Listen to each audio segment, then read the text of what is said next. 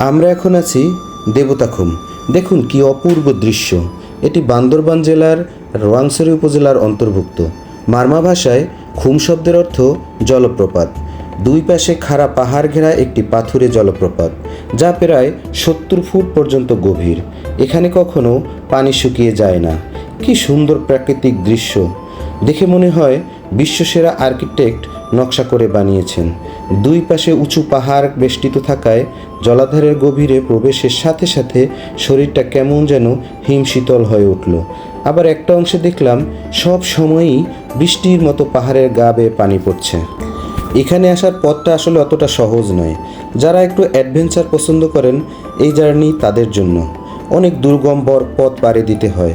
একটু বলে নেই আপনারা ঢাকা থেকে কিভাবে আসবেন।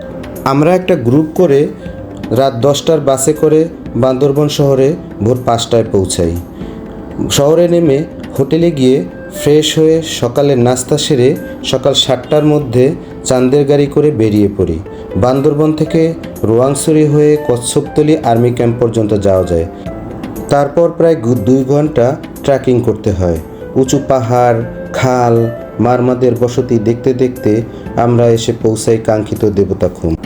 দেবতাখুমের সৌন্দর্য দেখে আমাদের সকল ক্লান্তি যেন মুহূর্তেই হারিয়ে গেল।